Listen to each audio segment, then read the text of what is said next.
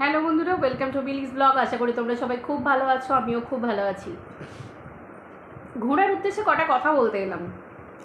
তা বলে কি ঘোড়া পাবলিককে এত ঘুরিয়ে পেঁচিয়ে পাবলিককে এত শোনাবার কি আছে? সরাসরি পাবলিককে বলতে পারছিস না যে তোর সুলভ শৌচালয়ে একটা পাবলিক মুততেও আসে না। দেখ, যারা যারা তোর ভিডিও দেখে, মানে তোর হেটার্স বল, তোর ওই লাভার্স বল, তোর যে লাভার্সরা, মানে যারা ভদ্র ফ্যামিলি থেকে বিলং করে তারা তো বেরিয়ে চলে গেছে। মানে তুই যাদেরকে ওই ইমোশনাল সুসুরি দিয়ে রেখেছিলিস, তোর ওই সুসুরি এখন তোর কুরকুরি দেখে, মানে তোর ওই ছোটো কর্তা, মানে তোর দুটো কর্তা নিয়ে সংসার করা, তারপর তোর ছোটো কর্তার প্রতি তোর এত ভালোবাসা জেনুইন, তো সব কিছু দেখার পরে না, মানে শোনার পরে দেখার পরে সেই ভালো পাবলিকরা চলে গেছে। তোর যে কজন এখন আছে না, তাদের ওই যে সত্যি কথা, তাদের কথাবার্তা শুনলে, তাদের ওই একটা মেসেজ, মানে যে কমেন্ট, একটা মানুষ তো কমেন্ট লেখে, সে কমেন্ট দেখলে বোঝা যায় তারা কতটা শিক্ষিত। হ্যাঁ রে, বিশ্বাস কর, তোর যে পাবলিকরা তোকে কমেন্ট করে, যে কজন তোর কাছে আছে, তাদের কমেন্ট দেখলে বুঝতে পারা যায় যে তারা কতটা শিক্ষিত। মানে তোর যারা পাঁচাটা কি বলো ওটাকে, ভোট লিকার, তাই তো? মানে তোর যারা ভোট লিকার, তারা অ্যাকচুয়ালি তাদের গ্রেড কোন, মানে কোন লেভেল, সেটা না তাদের কথাতে বা তাদের ওই উক্তি কমেন্টে তাদের বুঝতে পারা যায়। এবং তোর মতো ছোট লোক নির্লজ্জ বেহায়াকে তারা ছাড়া আর কেউ চয়েস, মানে তাদের চয়েস ছাড়া অন্য কোনো ভালো ফ্যামিলি থেকে বিলং করা মানুষের চয়েস তুই কখনো হতেই পারিস না। বুঝতে পেরেছিস? এটা হচ্ছে ফ্যাক্ট, এটা তোকেও মানতে হবে, বুঝলি তো? এটা হচ্ছে ফ্যাক্ট, যেটা তুই নিজেকে না মানলেও এটা সত্যি, দিস ইজ ট্রু, ঠিক আছে? এটাই ফ্যাক্ট। তো তারা বুঝে গেছে যে যে ঘন্টার পর ঘন্টা বসে সুলভ শৌচালয়ে ঘন্টার পর ঘন্টা, মানে বিনা পজে, মানে উইদাউট পজে বা পজ না মেরে একটা পুরো ভিডিওকে কমপ্লিট করতে পারে, সে অন্তত, মানে একটা কেন দু তিনটে ভিডিও বসে বসে করতে পারে, সেই অন্তত অ্যাটলিস্ট তার সুলভ শৌচালয়ে কেউ যে মুততে আসে না, মানে ইসি করতে আসে না, থুতু ফেলতেও আসে না, সেটা পাবলিক বুঝতে পেরে গেছে। এইবার ঘটনা হচ্ছে, তোর মতো চামার, মানে যে কিনা নিজের বাপ মাকে পয়সার জন্য বিক্রি করতে পারে, মানে তুই ম্যান্ডিকে বলতিস, তুই নিজের বাপ মাকে ভিউজের জন্য, নিজের জন্মদাত্রী মাকে বলেছিলিস, তুই ভিউজের লোভ, এত তোর ভিউজের লোভ সামলাতে না পেরে বলেছিলিস ম্যান্ডির মায়ের সাথে তোর বাপের বিয়ে দিবি, মানে তোর বাপের এত কুরকুরুনি, আবার তুই তো তারই সন্তান, স্বাভাবিক রক্ত তো কথা বলবেই, তো কুরকুরুনি তো ওরকম নয়, আর স্বাভাবিক ব্যাপার, তোর বাপ তো তোর নোংরামিতে সাপোর্ট করে, সেটা তো পরিষ্কার বুঝতেও পারা যায়। যখন ফ্ল্যাট কাণ্ড ঘটিয়েছিলিস তখন তো তোর বাপই তোকে হেল্প করছিল, তাই না? মানে সব বাবা মারা চায় যাতে তার হাজব্যান্ডের সাথে বা তার জামাইয়ের সাথে তার মেয়ের যদি কোনো দূরত্ব তৈরি হয়, সেই দূরত্বটা ঠিক হয়ে যায়। কিন্তু তোর বাপ তোকে নিজের বাড়িতে নিয়ে গেল না, তোকে একটা ফ্ল্যাটে তোকে একা রাখলো। কেন রাখলো? সে তোর বাপ জানে যে তোর বাপের উপস্থিতিতে তুই ছোটো কর্তার সাথে অ্যানিভার্সারি পালন করছিস, মানে তোর বড় কর্তাকে না জানিয়ে চোখে ধুলো দিয়ে ছোটো কর্তার সাথে অ্যানিভার্সারি করছিস, আর তোর ছোটো কর্তার সাথে তোকে লিপ্ত হতে হেল্প করছে তোর বাবা। তার মানে বুঝতে পারছিস দুটো একই ডালের পাখি, মানে বাপ মেয়ে বাপকে হেল্প করছে নিজের জন্মদাত্রী মাকে কাটিয়ে দিয়ে, ডিভোর্স দিয়ে, যাতে বাপ ম্যান্ডির মাকে চুজ করতে পারে। মানে কতটা নোংরা নচ্ছার ছোট লোক নির্লজ্জ বেহায়া ফ্যামিলি তোর বাবাও বল। মানে তুই, মানে যেটা প্রমাণ করেছিস, তুই তুই যেটা প্রুভ করেছিস, মানে তোর যে কথাগুলো শুনলাম, তুই যে কথাগুলো বলেছিস, মানে তোর সেটুকু পর্যন্ত মুরদ হলো না। চিন্তা কর তোর শিরদাঁড়া কোন জায়গায়, মানে কতটা মরচে পড়ে ঘুম ধরে গেছে, যে তুই সেটুকু পর্যন্ত ক্লিয়ার করতে পারলি না। তোর ক্ষমতা রইল না। একটা নারী হয়ে, একটা মেয়ে হয়ে নিজের চরিত্রের দাগ তো ছেড়ে দে, নিজের বাপ মাকে পর্যন্ত যে কথাগুলো বলে রেখেছিস অন্যের কাছে, মানে সেটুকু পর্যন্ত তোর ক্লিয়ার করার কোনো ক্ষমতা নেই, যে না আমি করিনি বা না আমি বলিনি, সেই সৎ তোর সেই জায়গাটুকু পর্যন্ত নেই। তার মানে চিন্তা কর তুই কোন জায়গায় নিচে নেমে গেছিস। খুব স্বাভাবিক ব্যাপার, যে নারীর স্বামী থাকাকালীন, নিজের শ্বশুর বাড়িতে শ্বশুর শাশুড়ি একটা সুন্দর পরিবার থাকাকালীন, যে নিচে তলায় ওই স্বামীকে, স্বামী না সো কল ভেড়া বানিয়ে রেখে দিয়েছিস, ওটা তুই আবার অন্যের হাজব্যান্ডকে বলিস তার কাটা, বলিস অকর্মণ্য, অত কিছু। তোর হাজব্যান্ড যে অকর্মণ্য এটা আমরা কি করে জানলাম? তুই তো সোশ্যাল মিডিয়াতে এসে ঢাক পিটিয়ে বলেছিস যে 10 ঘন্টা দাঁড়িয়ে থেকে যে টাকা রোজগার করে তাতে জল পর্যন্ত গরম হয় না, যার জন্য তোকে এত নোংরামি করে টাকা ইনকাম করতে হয়। তুই তোর সোশ্যাল মিডিয়াতে তোর হাজব্যান্ডকে এরকম নিকম্মা অকম্মা বানিয়ে রেখে দিয়েছিস, মানে পরিচয় দিয়ে রেখে দিয়েছিস। আর তুই অন্যের স্বামীকে অন্যের হাজব্যান্ডকে নিয়ে কথা বলিস।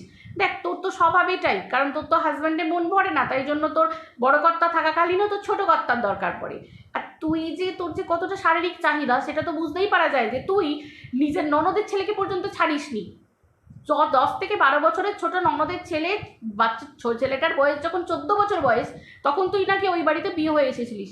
তখন থেকে তুই ওত পেতে তার উপর চোখ রেখে দিয়েছিলিস যে তাকে পূর্ণাঙ্গ বানিয়ে তারপর তাকে ভোগ করবি, আর করছিসও তাই।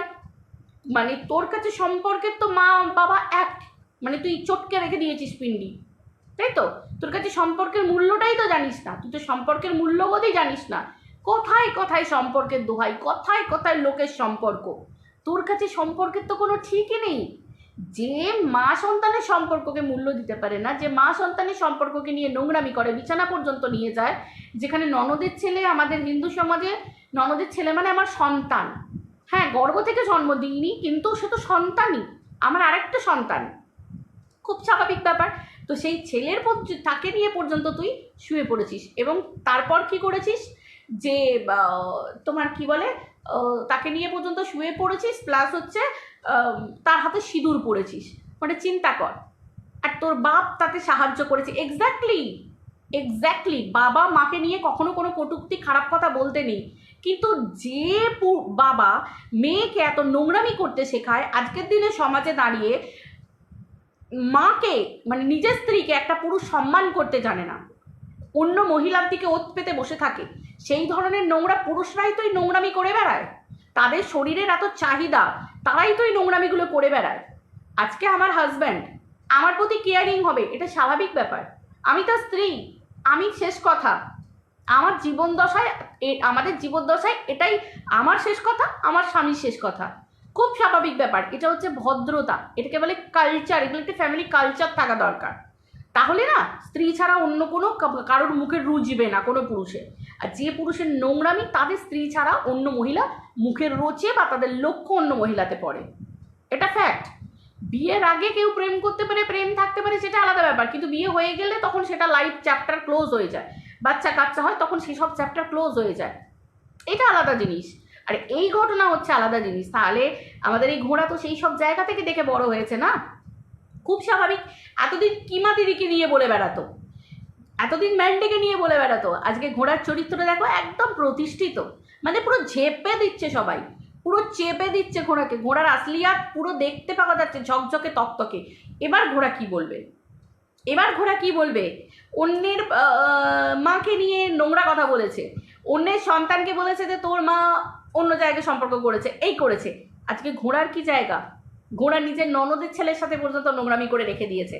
তারপরে বুঝতে পারছো, দিনের পর দিন যে সমস্ত মহিলাদের চরিত্র ধরে কাটা ছেঁড়া টানাটানি নোংরামি করে গেছে, আজকে ভগবান ঘোড়াকে কি অবস্থায় দাঁড় করিয়েছে দেখো।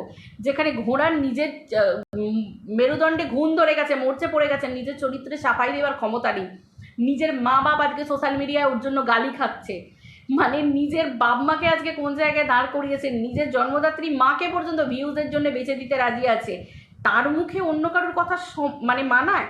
আর রইল পরে ঘোড়া আজকে বলছে তার ভিডিওতে, ব্লগে বলছে যে হাজব্যান্ড হচ্ছে ঘোড়া সব কিছুতে সাপোর্ট করে না। আরে ওটাকে হাজব্যান্ড বলে না, ওটাকে ভেড়া বলে, ভেড়া। ওই ধরনের পুরুষকে ভেড়া বলে, যারা বইয়ের নোংরামি সহ্য করার পরেও মুখ বন্ধ করে বইয়ের টাকার দিকে তাকিয়ে পড়ে থাকে, বইয়ের মুখের ওপর কোনো কিছু বলতে পারে না। বইয়ের নোংরামি দেখার পরেও নিজের দিদির ছেলের সাথে বউ শুয়ে পড়ছে, শারীরিক সম্পর্ক করছে এবং সিঁদুর পড়ছে, সেটা জানার পরেও যে মামা চুপ করে থাকে, নিজের বউকে মুখ বন্ধ করে রাখে নিজের বউয়ের কাছে, মাথার নিচু করে থাকে, উঠতে বললে ওঠে, বসতে বললে বসে, তার মতো অকর্মণ্য, তার মতো ভেরুয়া, তার মতো কাপুরুষ পৃথিবীতে আর একটা নেই। অ্যাকচুয়ালি তোর ঘরেরটাই হচ্ছে কাপুরুষ। আর কিভাবে বোঝাবে? আর কিভাবে বোঝাবে? মানে এখন গ্রেড অনুযায়ী দেখতে গেলে ম্যান্ডির তৃতীয় ব্যক্তি, সে কোনো রক্তের সম্পর্কের নয়। কিমা দিদির তৃতীয় ব্যক্তি, সেও বাইরের কোনো রক্তের সম্পর্কে না। ভাই ঘোড়া, তুই তো নিজের ননদের ছেলের সাথে তোর তৃতীয় ব্যক্তি, মানে চিন্তা কর কোন লেভেলের। মানে তুই একই পরিবারে দুটো রেখে দিয়েছিস ভাই, বস তো তুই গ্রেটও ঘোড়া, মানে তোর ভাই এলেম আছে বলতে হবে, তাই না? তো যাই হোক, ঘোড়ার লাইফটা, ঘোড়ার জীবনটা হাস্যকর। মানে এতদিন ঘোড়া অন্যের চরিত্রকে হাস্যকর বানিয়েছে, মানে সোশ্যাল মিডিয়া বড় বাজারে বিক্রি করেছে, আজকে দেখো ঘোড়া বিক্রি হচ্ছে ভাই। ওফ, সেই লেভেলের শান্তি। বস, গড তুই গ্রেট হো, ভগবান আছে, তাই না বলো? কি শান্তি, কি শান্তি। তো যাই হোক, মেন কথা হচ্ছে ঘোড়া যেটা করছে ওটা হচ্ছে ফোন দিয়ে ফিকির। আসল কথা হচ্ছে ঘোড়া পাবলিককে এখন বলাচ্ছে যে ঘোড়ার খুব শরীরে কষ্ট হচ্ছে, ঘোড়া আর সুলভ শৌচালয়ে বসতে পারছে না গো, খুব কষ্ট হচ্ছে, নাহলে ঘোড়া এক্ষুনি টপকে যাবে। না না না না না, অ্যাকচুয়ালি ঘোড়া হিসেবটা খুব ভালো করে জানে, আর তার জন্যই ঘোড়া আস্তে আস্তে পাবলিককে বোঝাতে চাইছে যে এই যে ভাড়াটা নিয়েছে সুলভ শৌচালয় ওটিকে ঘোড়া ছেড়ে দেবে, ঠিক আছে, ঘোড়ার হাত ছাড়া হয়ে যাবে, মানে ঘোড়া ওটাকে ছেড়ে দেবে। তার কারণ দেখো, ঘোড়ার ব্যাপারটা ছিল কি, যে যদি ওই সুলভ শৌচালয়ে কেউ মুততে আসে 2 টাকা 1 টাকা দিয়ে যায়, তাহলে ওই যে ভেড়াটা 10 ঘন্টা দাঁড়িয়ে থাকে, মানে জল গরম হয় না 4 টাকায়, ঘোড়া বলেছে, তো ওই ভেড়াটাকে ওই জায়গায় বসিয়ে দেবে, এটা ছিল ঘোড়ার প্ল্যান। কিন্তু সে ঘুরে বালি, ওপরে তো ভগবান বলে কিছু আছে।